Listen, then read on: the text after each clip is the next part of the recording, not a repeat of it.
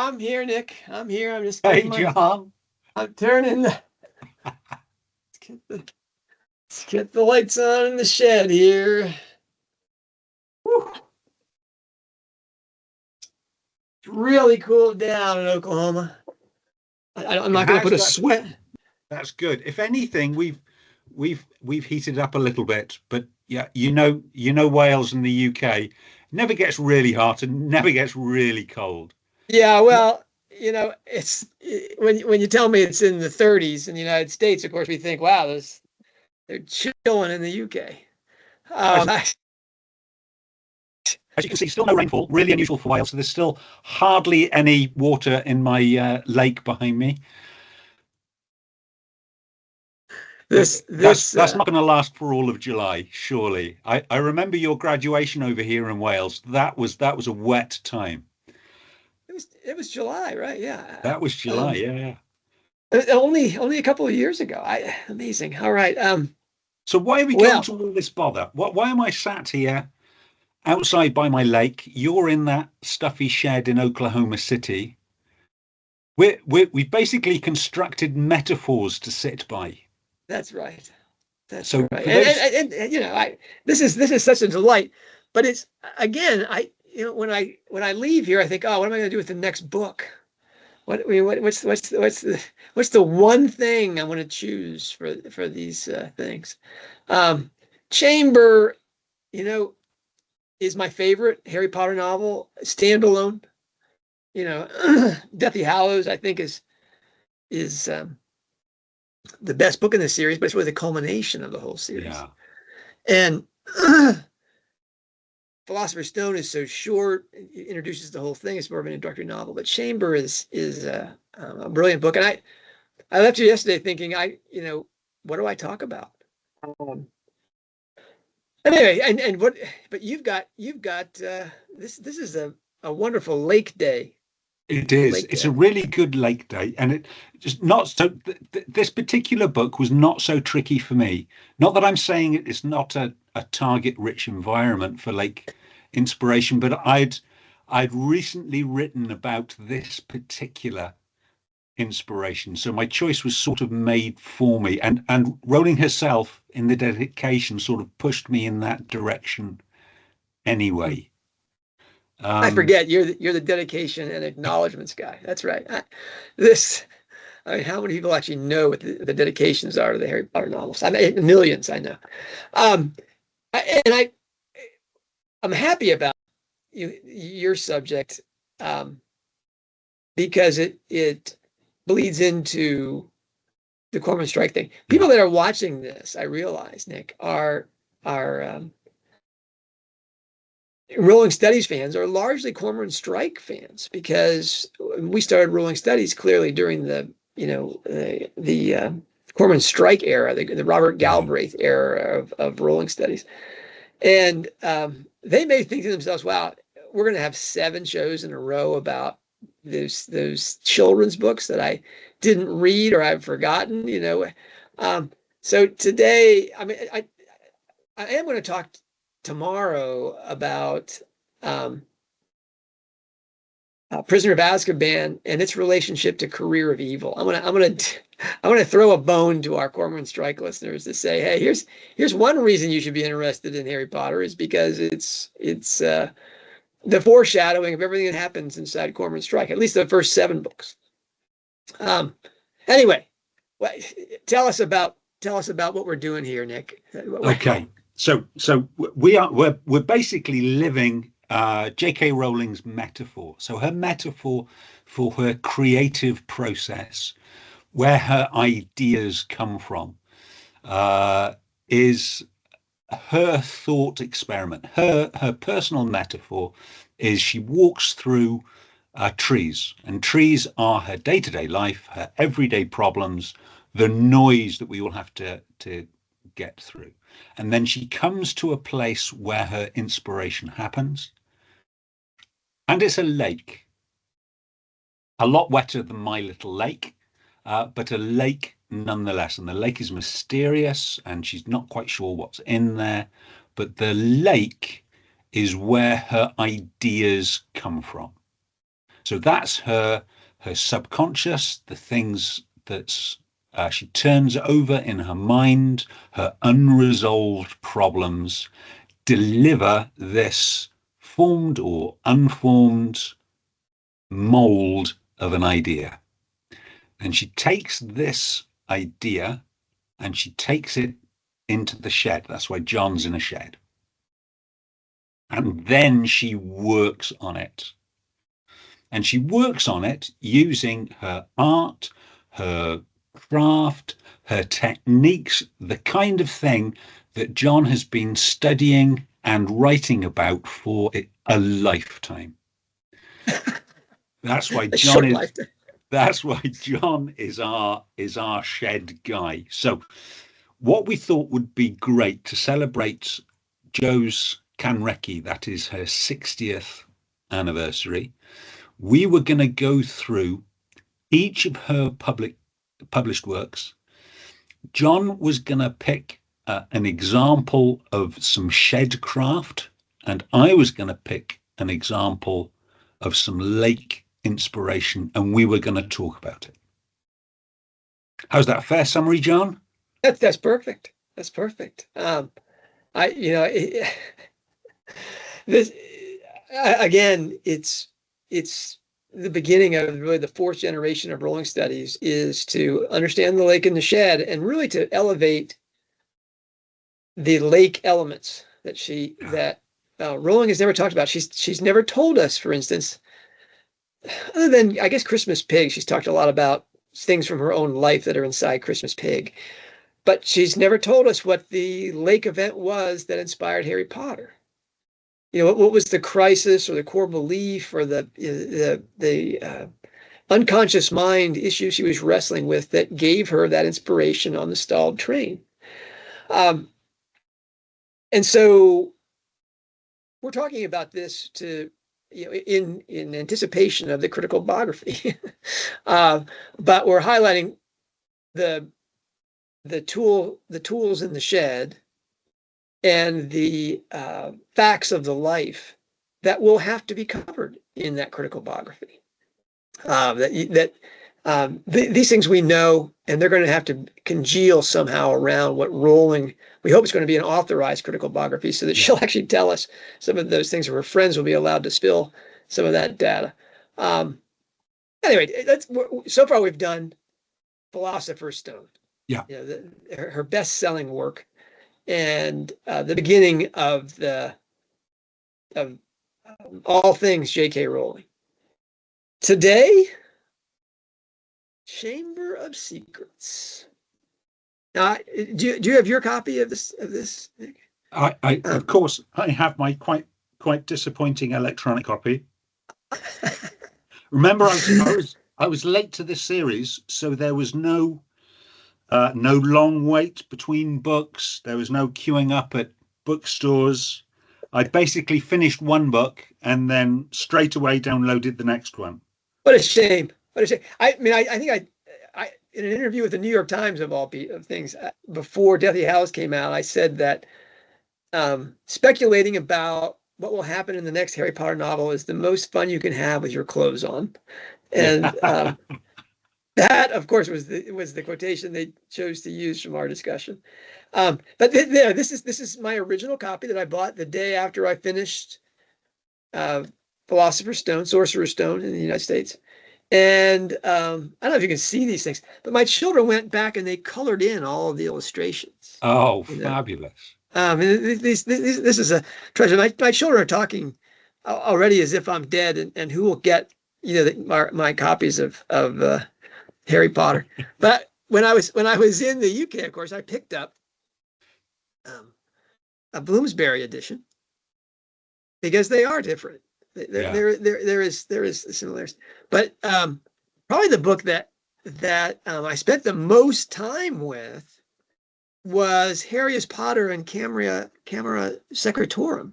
So that's the Latin Harry The, Potter. Lat- the Latin translation. Yeah, I don't think they did more than two of these. Did they continue with the Latin?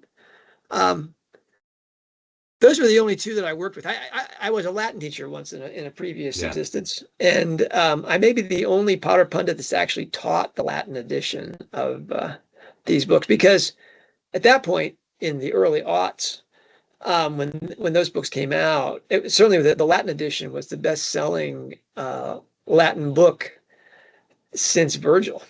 I I, mean, it I, was I'm far. I'm curious, John. The spells in the Latin translation, are they in bad Latin? They're in the same Latin. It's the Right. same Okay. thing. Yeah. Expecto Patronum is expecto Patronum. You know, I mean, it's great. Um, that I shouldn't say that. That's the third book, but that yeah, all the things are that way. But it's um, oh well, it's again, it's my favorite book. But when this was published, um, really, I think it was in the same year in the United States Yeah. with Philosopher's Stone, because they bought the book in 98, I guess, and published them both in 99, or something like that. I mean, it's really crowded. The Yeah. first three books come out right on top of each other in the United Yes. States, and then 2000 is Goblet of Fire, and then we have the And then it the goes three insane. the 3 year summer. Yeah, Yeah. um, it's really gone insane in the United States by the time Prisoner has come out. Yeah. Uh, so much so that I think, it was like covers of national magazines, and I'd heard the name. They were selling the books in gas stations. I mean, they were everywhere, but I didn't know anything about them. Yeah. What was my first encounter though with was in 2000. I got the first book into my house. I read it. I bought the next two books. And so those were my first encounters. And the children were just delighted that I was on board suddenly with Harry Potter and was reading these books out loud to the younger ones. When so you just, as you said, you just went straight Yeah. through.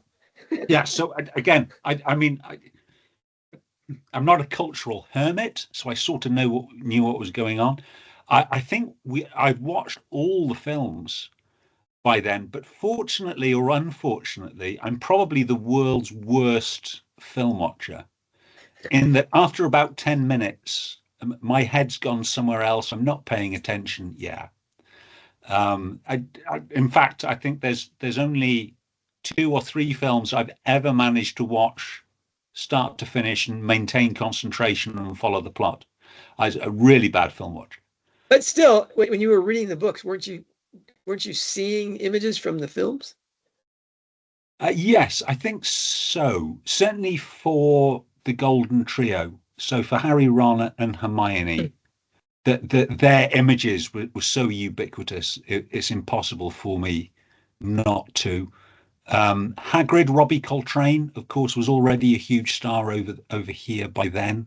So I sort of associated Hagrid with Robbie. For the rest, not so much.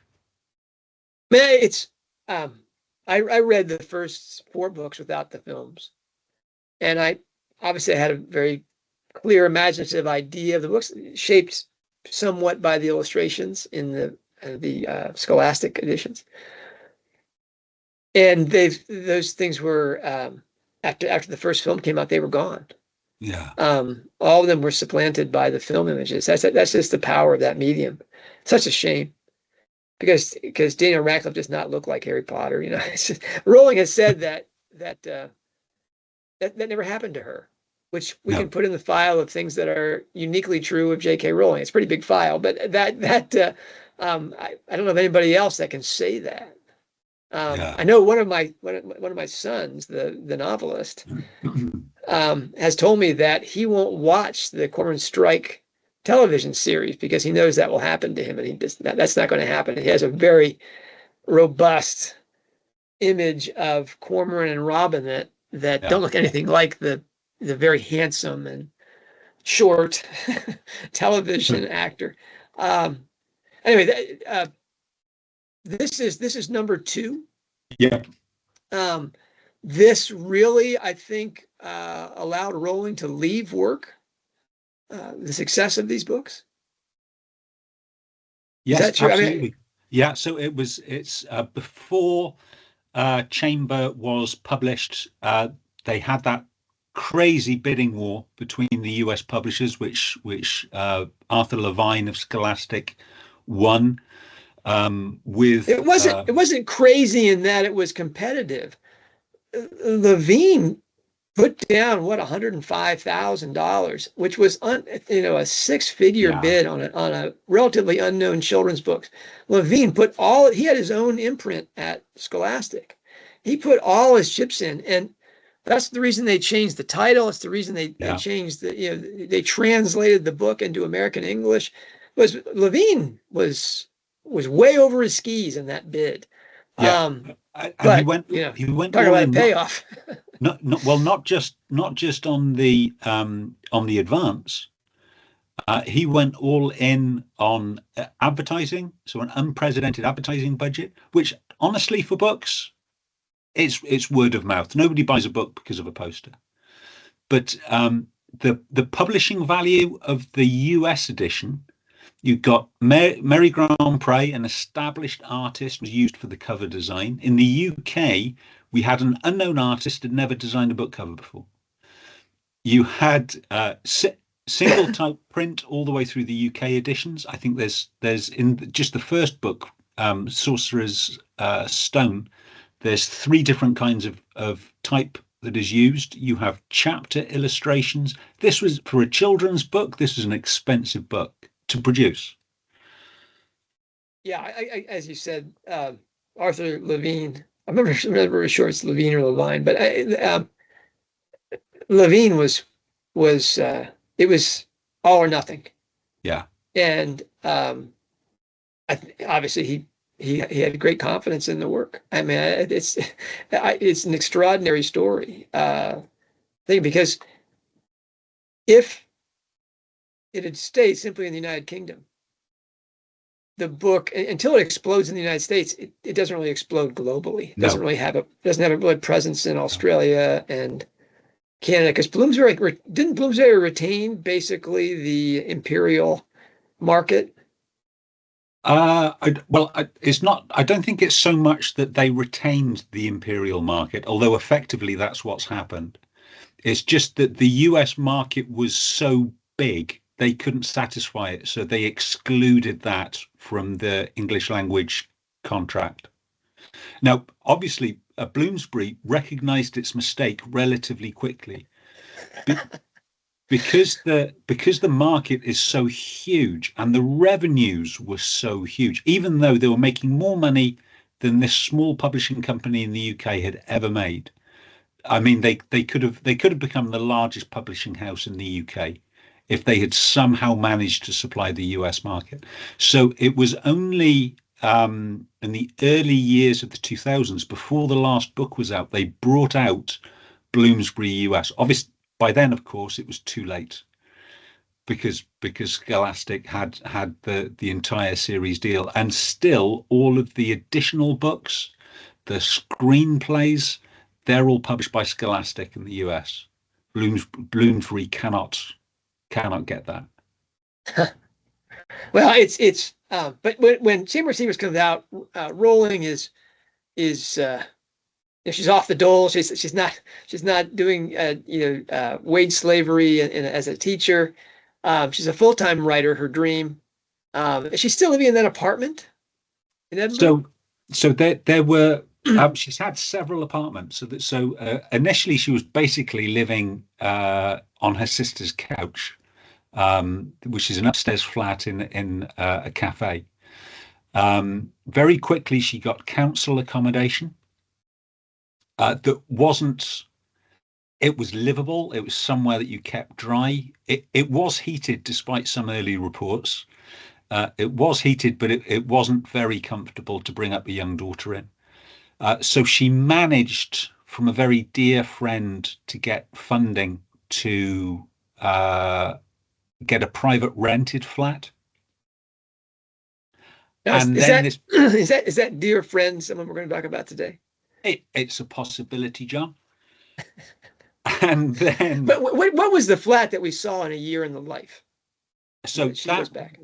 that flat was originally the council flat. So at the point we saw it in A Year in the Life, It had been privately purchased, so it was no longer a council flat. And Rowling actually says how nice it looks, and she also says, "I wouldn't mind living here now." So it was obviously very different to the place that she remembers. Because yeah, it did look quite nice in that Yeah. documentary. When the big check came in, then she had the opportunity to start seriously thinking about buying a place for herself. But that really didn't come in until after prison. When does she meet Neil Murray? Ooh.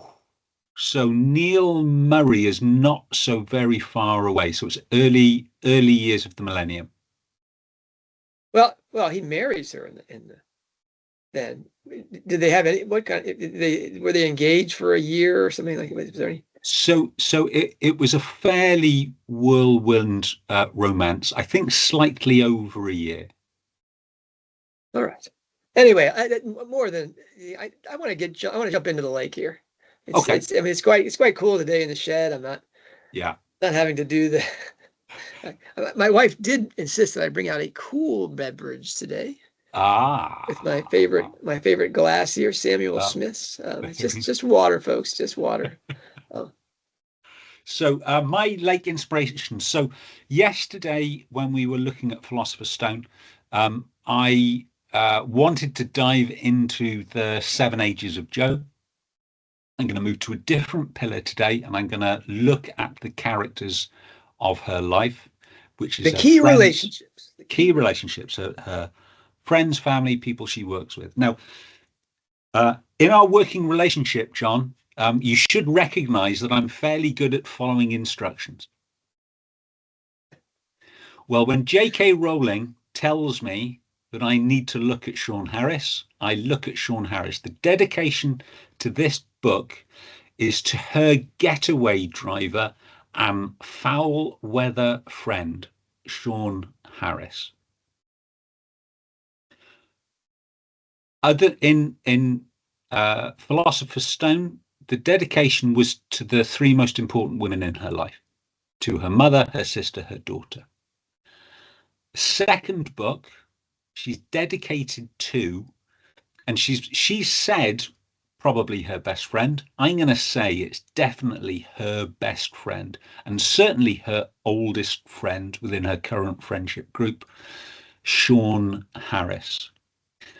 In the documentary Harry and Me, a Granada production, we see Sean and Joe together, and it's quite remarkable footage. You see quite a tall chap, thin, quite spare, softly spoken, very diffident, maybe a little bit camera shy, talking about his relationship with Joe. And Joe tells us very, very helpfully that not all of Ron Weasley, but certainly parts of the character of Ron Weasley are based on Sean Harris. Um, she says Sean has a very Ronish turn of phrase. And Sean says, when he's asked, okay, well, what about you is like Ron Weasley? He says, well, I was never quite first 11. Now, for our American cousins, Thank you. the the first 11 uh, uh, is the senior cricket team in a club or a school. So your best cricketers go into the first 11. Your second best cricketers, the sort of backup team, they go into your second 11. 11 players in a cricket team. And your duffers, the people that like the game but can't really play it, play in the third 11. Uh, so Which is Sean, funny because Sean Harris has had quite the life. He's claiming not to have been first 11. He's definitely first 11 now. yeah, oh, absolutely. But he recognized that Joe, he contrasted Joe was definitely very much the first 11. And I think it speaks a little bit to the character of Ron as he's portrayed. I was in a podcast, I don't think it's been released yet with Irvin not so long ago, where I was talking about Ron, and I said the point of Ron Weasley in the books is to show the reader what they should not do in any given situation, which is a little bit harsh. But for me, Ron is the relatable everyman. So he's a plonker. He gets it wrong. He overreacts. He's too emotional. He gets frightened. But he's still brave and caring and loyal. And I'm going to go back to getaway driver and foul weather friend. Because the second big character in that book is that turquoise Ford Anglia. Now, again, for our American cousins, I don't think you ever had Ford Anglias. No. They were small cars. I think in the US they'd be called a subcompact. They were cheap everyman cars, and even when Sean would have been learning to drive, so in the sort of early 80s, and certainly when Ron Weasley was doing a little bit of auto theft, it was an old car. Now, old cheap cars in our wet maritime climate are rusty, unreliable, they smell of mildew and damp, they are not pleasant places to be. But for Jo growing up, this was freedom. So Jo's house was, outside of everywhere. She lived between a graveyard and a primary school. And for a young teen, there's not a lot to do. Certainly if it's wet and the paths are muddy, there's not a lot to do. Sean offered freedom independent of her family. She didn't have to ask her father for a lift. If she needed to get out of there, she could contact Sean and Sean would appear, whisk her away. And they used to sit underneath the Severn Suspension Bridge, which is not a particularly romantic place to be, but it's somewhere to be. Well, we see this in the book as well. You know, right in the opening chapters, when poor old Harry has been locked in his bedroom and threatened with never going back to Hogwarts again. There's a roar outside, and there's Ron's face in the window with this turquoise Ford Anglia. Same thing happens again when he's denied entrance to Hogwarts, where he really wants to go, and he can't get there. There's Ron and the turquoise Ford Anglia. Ron follows Harry into the Forbidden Forest, even though he's scared of spiders. And you may, and I do as well. I sneer. How can you be afraid? You're a wizard. How can you be afraid of spiders? But even though he's petrified, he goes, and the pair of them are rescued by this turquoise Ford Anglia. So I think in that stew of unresolved issues, things that is going round and round in her mind, that book, as well as an overt dedication, is a subconscious dedication to someone that offered Jo escape. And I'm going to move on from school. So I mentioned that dear friend who enabled Jo to move out of that council flat and into a nice privately rented flat. She needed money for a deposit because a private landlord won't just let you move in. They need several months' deposit. She didn't go to a family, even though she and her sister are close. The person she went to was Sean Harris. And I'm also, although this is outside really of the Lake inspiration, John mentioned what a first 11 kind of chap Sean Harris is. And maybe we'll talk about this when we come on to Cormoran Strike. But he, after a degree at Aberystwyth University, joined the army in the Royal Engineers. He's served tours of duty in Africa, in Iraq, in Afghanistan, in the Balkans. Unusually for an engineer, he got an attachment to the Gurkhas, the Gurkha Royal Engineers, and almost unheard of for an engineer, he became the senior British military officer uh, in Nepal. He was the defense attaché to the British embassy in Nepal, basically the chief Gurkha officer in that whole kingdom. An incredible career. Yeah, it's you've written about this, and I hope Yeah, you'll include a link in the note that goes out with this video. Because it's not only important for getting the whole Ron and Hermione relationship straight, um, but it's critical to understanding Robin and Cormoran. This is Sean Harris is really an oversized figure yeah, inside the work of J.K. Rowling, and as you say, this is his book. Um, he's the person that Hermione is taken out of the picture yeah, because of the encounter with the basilisk, and it's Ron and his broken wand that winds up accompanying Harry, miles beneath Hogwarts with crazy Gilderoy, um, and it's to rescue Ron's sister. That they're bound to do all they can to save her life.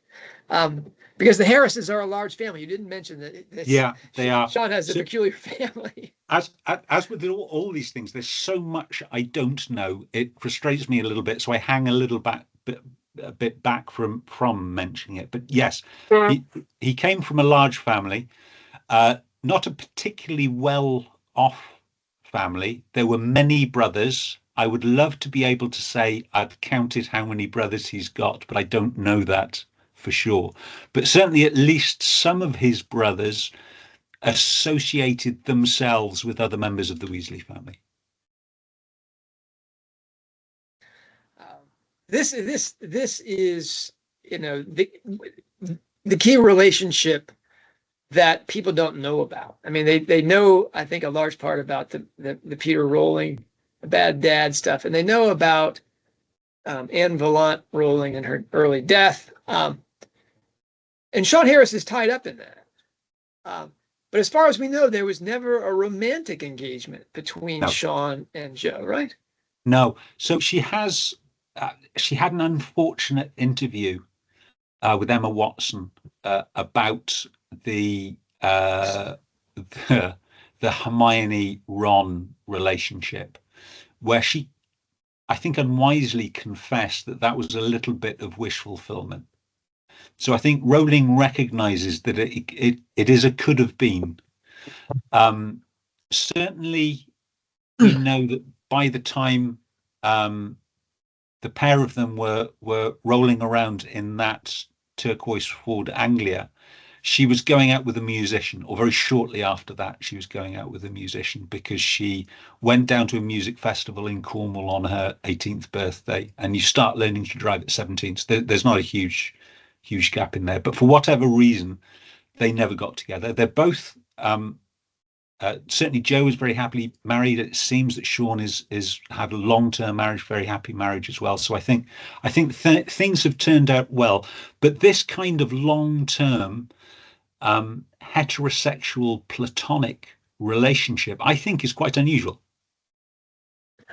Yeah, I mean, um, she's traveled.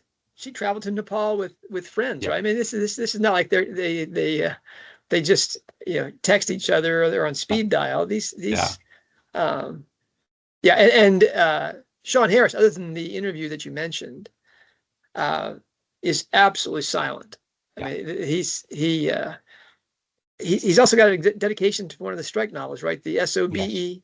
yeah, Uh, anyway, this in terms of the life, the critical biography is going to have a chapter dedicated to Sean Harris, and his importance not only in taking her through one of the most difficult periods of her life, um, a time of suicidal depression. He rescues her from real poverty. She said basically as low as you can get without living rough in the United Kingdom. yeah, And Sean Harris is that net, not her father, not her sister and her brother-in-law were very generous to her, but they were just starting out themselves. They didn't have resources to speak of. So a remarkable relationship.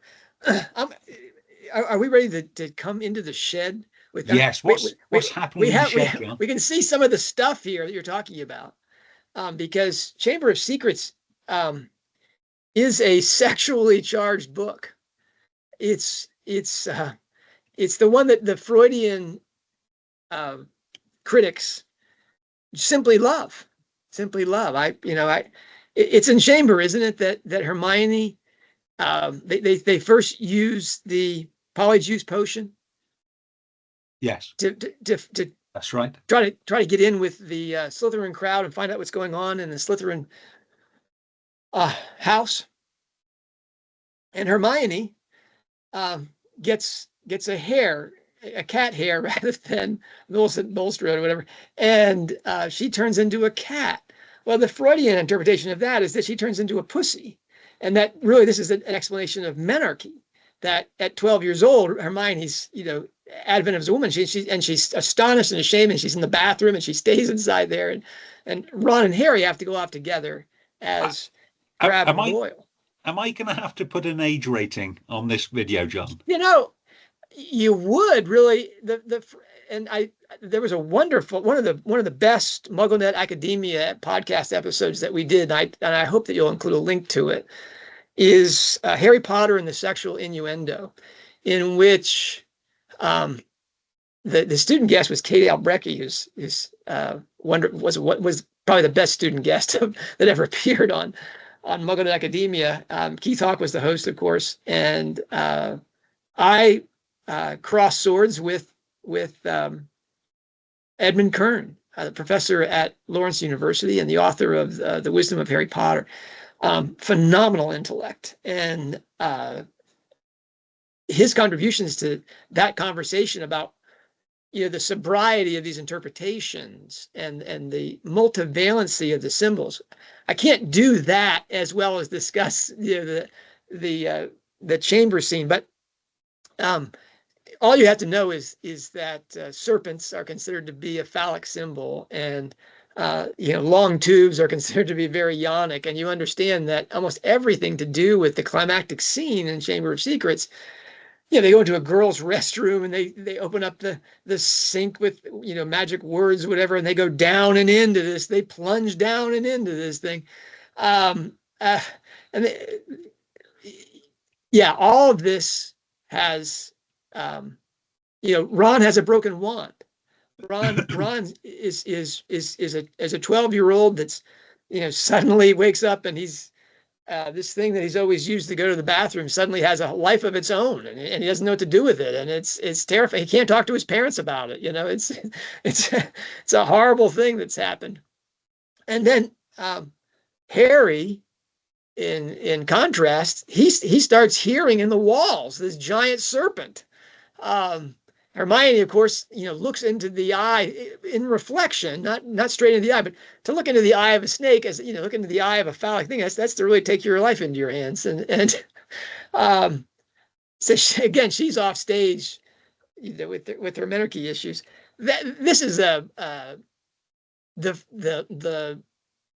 really the first book that you get Rowling's determination to have her characters go through real life changes, and it's all done so subtly that it's definitely a subconscious thing. She's pulling on the multivalence of that symbolism, and then we get that chamber scene, and the reason that chamber scene is my favorite is because I think when I was the first time I talked about this at the Carnegie Library in Port Townsend, Washington, and I described the chamber scene, people had this response that I'd never seen before when talking about it. I'd given one talk to the C.S. Lewis Society there in Port Townsend, but just talking about the chamber scene made people just do that. Oh my goodness, there's a depth here that we haven't seen, and that's understanding that climax, if you will, in the chamber as a medieval morality play.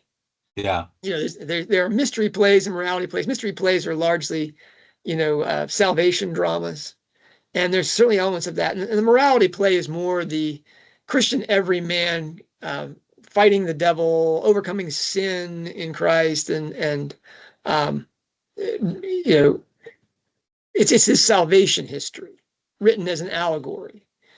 And inside the chamber, you get both of those things. Okay, it's um, really these medieval morality plays were without exception either portrayals of Bible stories or everyman allegories of the soul's journey to salvation through thick and thin. You have to imagine medieval street dramas at public markers and fairs by itinerant players putting on variations of Pilgrim's Progress and the Passion Play. The finished The Chamber of Secrets as morality play is the clearest Christian allegory of salvation history since Lewis's The Lion, the Witch, and the Wardrobe. And I want to, I'm going to choose one thing I can talk about today. I want to talk about that one in detail. Okay. Yeah, I hope that you'll post that link to Yeah. the Harry Potter and the sexual innuendo to get some of that. It starts off about 14 minutes if you want to go ahead in that. But really, Harry, our everyman, enters the Chamber of Secrets, by himself to find and rescue Ginny Weasley. He finds her, but this is where our strike friends that really don't remember this scene.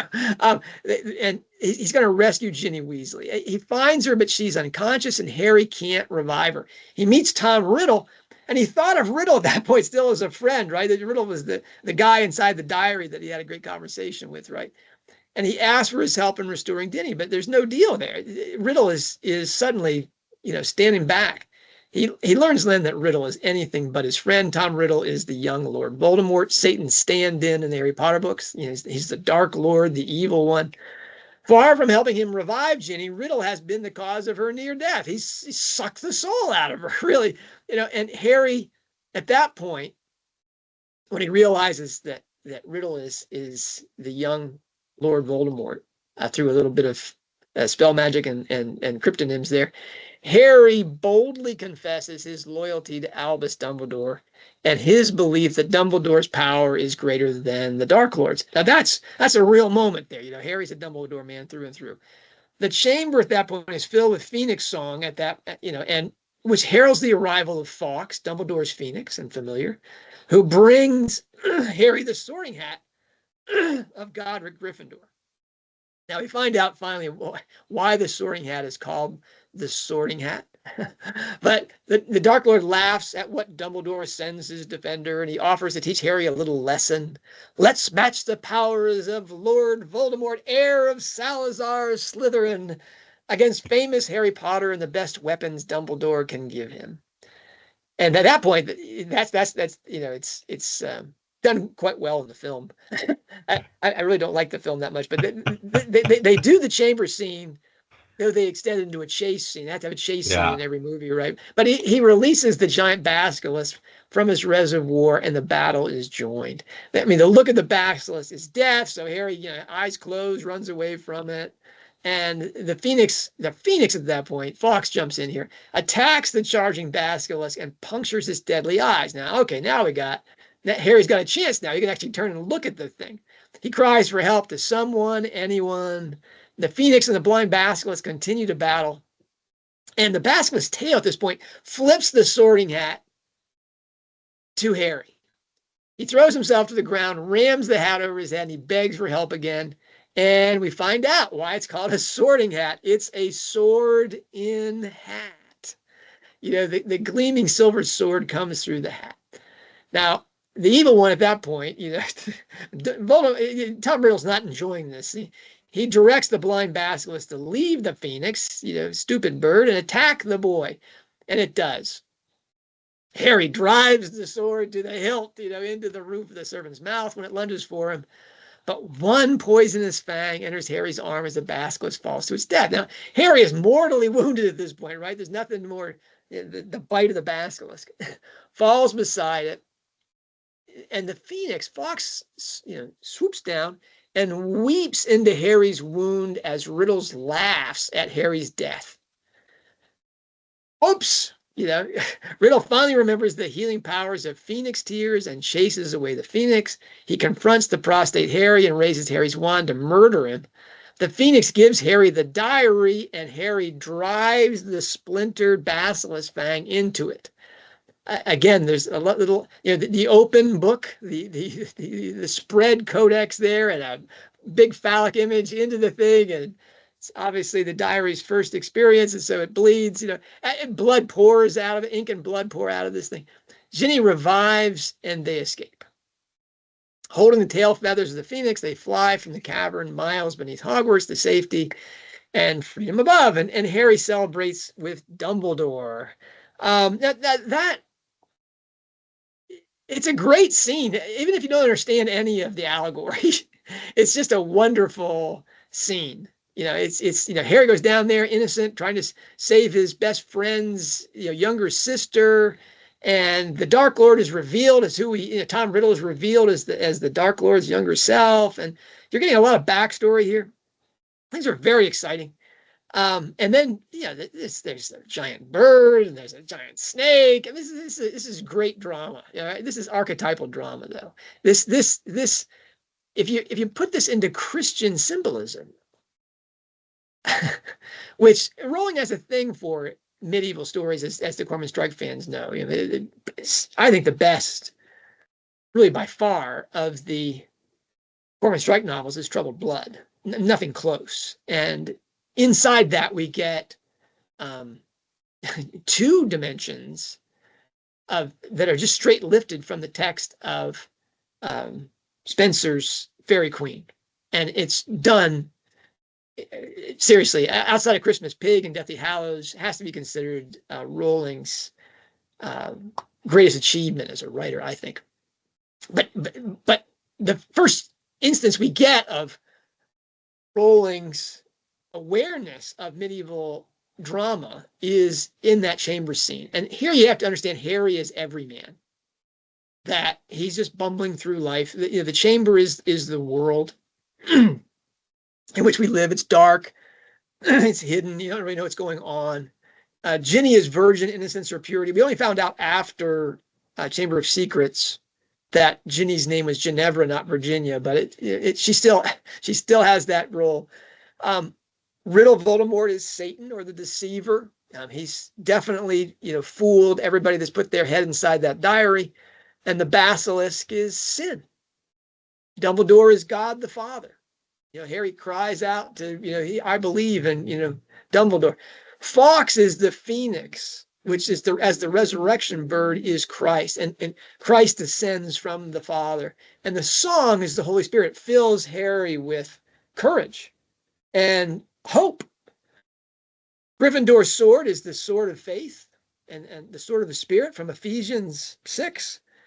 The chamber I mentioned is the world, and Hogwarts is heaven. The action of the drama, then, if you just translate those, translate those parallels. Man alone and afraid in the world loses his innocence.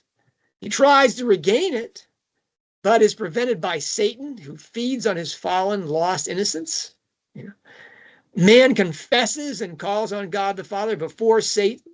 Pretty much renounces Satan, asks for help, is graced immediately by the Holy Spirit and the protective presence of Christ. Satan confronts man with the greatness of his sins, but Christ battles on man's side for man's salvation from his sin. God sends man the sword of faith, which he has to work. It's not just faith, but it's works. He literally has to kill the Christ-weakened enemy, sin. His sins are absolved, but the weight of them still mean man's death. And Satan rejoices, right? But wait, the voluntary suffering of Christ heals man. Those tears of the phoenix that represent Christ are the sufferings of Christ. And man rises from the dead, and with Christ's help, man destroys Satan and his power over man. Man's innocence is restored. Ginny comes back to life, and he leaves the world for heaven, by means of the ascension of Christ. He holds on to the tails of Christ. They become one person, one body. He's a member of Fox as he and Ron and Gilderoy and Ginny fly up the tubes there. Man risen with Christ lives with God the Father in joyful thanksgiving. Now, there's all sorts of Christians. There's Orthodox, heterodox, there's Anglicans, there's Catholics, there's Mormons, there's Seventh-day Adventists, whatever. There's a whole story. But I don't think any of them really would disagree with this thumbnail sketch of every man's salvation drama in emphasis and specific doctrines. It would be a very odd Christian indeed who could not understand what this story was about and would not admire the artistry of the allegory, using only traditional symbols, from the Ancient of Days figure as God the Father to the satanic serpent and the Christ-like phoenix. This drama takes us from the fall of man to eternal life, really without a hitch. And, a couple chapters here. Nothing philosophical or especially esoteric. We haven't even touched on the alchemy or anything like that. Now, Rowling illustrates here that her books are Christian and in bold opposition to the spiritually dangerous books that our children are often given. They're hidden inside the textbooks. Those are the dangerous books. You've got to be careful. They're lying to you inside those things. Chamber of Secrets is an example in the genre of an engaging, enlightening, and edifying reading experience for children, and a powerful rebuke and wake-up call to her Christian critics, who at that point were beginning to really take form. But how Christians miss this allegory, Nick, it still escapes me. Because I read this for the first time to my kids, and I was doing the whoa. It's like she's taken a Christian bestiary and just pulled everything she can from that menagerie and said, I'm going to use every single one of these things to make this thing happen. And then you fold into that the multivalent symbolism, because you have, for example, the phallic imagery inside this thing is I hesitate to say enormous, but Harry defeats the phallic imagery, the crazy killer serpent, the mad phallus of the Dark Lord, where the sort of the Slytherin snake, where this phallus is about power and domination and advantage, and instead he pulls the sword of Gryffindor out, which is harder and stronger and stiffer, and he murders that other phallus to save the virgin woman there. He uses it as a form of defense rather than an attack and advantage. So you see the multivalency here. So you're still dealing with sexualized images, but it's so bound up in the spiritual aspect that the sexuality aspect of it is edifying and even ennobling. That Harry, far from having a broken wand, comes out of there with the sword of God or Gryffindor. Gryffindor being the golden griffin, which is Dante's image of Christ. It's an amazing experience. And Rowling is at this point, she's already dealing with she's I don't know if she's specifically addressing her Christian critics or whether she's just addressing the world in general. But she's saying that the real enemies are not her counter-materialist magic, but both the dark magic hidden in their children's textbooks and the good children's books written by atheists and the worldly minded. It's no accident, I think. And though I've been people say, well, Rowling hasn't said that. Rowling says something else, whatever. But I think quite clearly Gilderoy Lockhart is Philip Pullman, the star of the first. The most successful at that point, Philip Pullman stories featured a character named Sally Lockhart. It was just too clear a connection that she was saying that this effete character who writes books that are lies, those are the dangerous things you need to be aware of. Anyway, this was one of Rowling's most difficult books to write, she said, she almost had writer's block because she was so paralyzed that this book wouldn't be as successful as the first one. But I think it's the most successful standalone book in the series because of the multivalency of the symbols, the skill in which she weaves them together, and just the power of the story. Nobody reads that book, I think, comes out of it saying, "Wow, that was really a bald-faced Christian allegory. I had the cross and everything right in my face." And nobody comes out of it thinking, "Woo, all that sex, all these kids and playing shoots and ladders, this is a Freudian drama gone crazy. How dare she write this in a kid's book?" But it's all there on a subconscious level, delivered so powerfully. Anyway, it certainly was the book that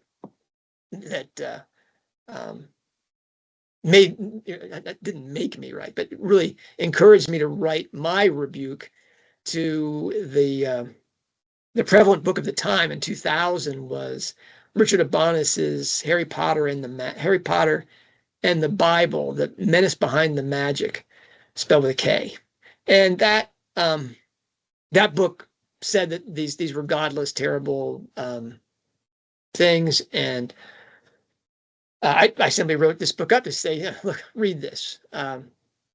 Anyway, Chambers is a great book, and there's so much more to talk about inside that book. But we're already over time again, Nick.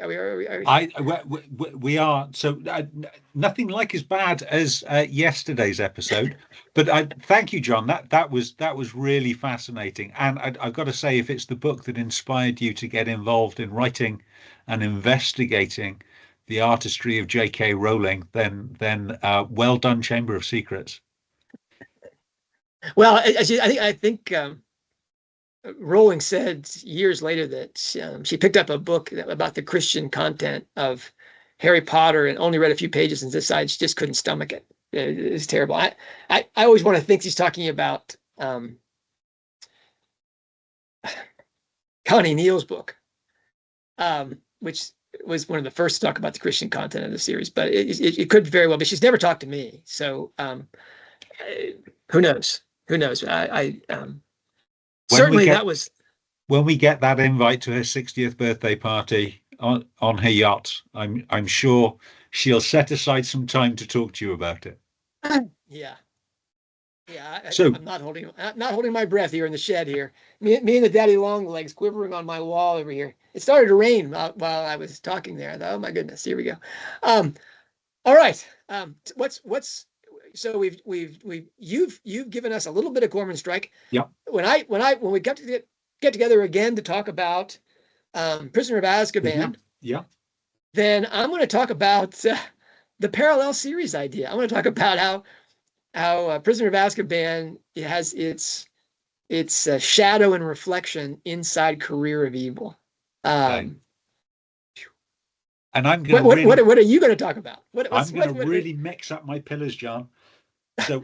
So I'm going to claim, without much foundation, that I'm going to talk about one of the 7 ages of Joe, but I'm going to do that in terms of a core belief and a key relationship. So this is going to be an hour and a half, I guess. This is going to be No. It's going to be short and sharp. Do have a look through the Hogwarts Professor Substack. Have a look at the introduction if you haven't watched it yet, so you get an idea of what the idea behind this series is. And you can spend many pleasurable days scrolling through the Hogwarts Professor website, where a lot of what John has been talking about is explored in much more depth. Thank you, everyone.